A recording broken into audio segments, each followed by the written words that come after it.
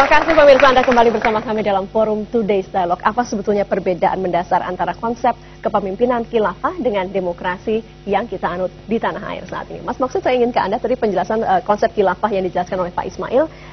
Anda rasa bahwa, apakah Anda merasa bahwa ini konsep yang tepat untuk kita gunakan di tanah air saat ini? Pertama, atau paling tidak untuk dipertimbangkan lebih jauh?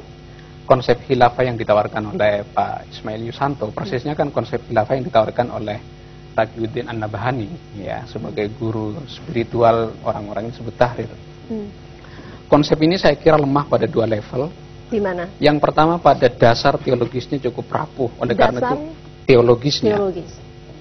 Karena di dalam Quran, di dalam hadis misalnya tidak ada penjelasan yang detail menyangkut bagaimana sesungguhnya khilafah itu mesti dijalankan.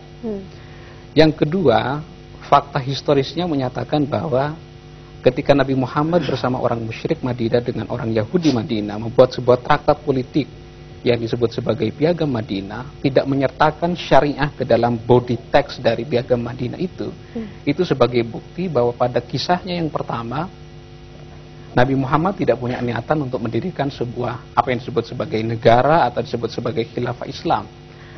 Yang ketiga, khilafah Islamnya ini lahir sebelum lahir konsep negara bangsa. Oleh karena itu kalau diterapkan di dalam konteks sekarang, di mana kebangsaan itu dibatasi oleh batas teritorial kewilayahan, oleh karena itu sekarang menjadi tidak relevan. Yang keempat, saya kira penerapan konsep khilafah ini agak susah untuk diterapkan karena memang tidak mudah untuk menyatukan umat Islam yang dari berbagai macam negara. Oleh karena itu menarik kalau kita kembali ke zaman yang agak klasik, misalnya ketika Muawiyah bin Abi Sufyan menjadi gubernur Damaskus. Dan dia tidak mengakui kekhilafan daripada Ali bin Abi Thalib, dia menyatakan, Ali bin Abi Thalib, Anda jangan salah sangka. Islam sekarang bukan hanya berada di Mekah dan di Madinah, tapi Islam sudah mulai melebar. Nah sekarang Islam bukan hanya berada di kawasan Timur Tengah, tapi juga di Indonesia, di Malaysia, dan lain-lain. Itu menunjukkan bahwa pada zaman yang klasik itu tidak mudah untuk menyatukan, apalagi sekarang Islam sudah begitu besar dan berada di daerah-daerah yang lain. Jadi semakin mustahil untuk menerapkan khilafah Islamiyah. Jadi selain sepertinya sulit untuk tercapai, Pak Ismail, poin dari Pak Maksud juga ini lemah dari dasar teologisnya. Pendapat Anda? Kalau sulit, ya kita mengakui bahwa memang itu tidak mudah gitu.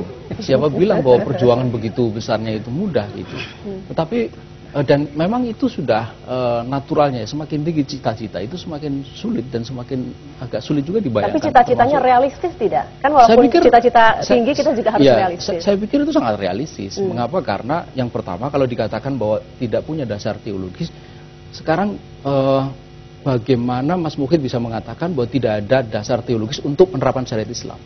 Ada, jelas. Ya kan, Al-Quran jelas sekali memerintahkan kita untuk fahkum bainakum bima anzalallah wa anikum bainakum bima anzalallah. Jelas itu, ya kan? Bahkan dengan tegas dikatakan wa malam yahkum bima anzalallah fa ulaika humul kafirun fa ulaika humul fasikun fa ulaika humul zalimun.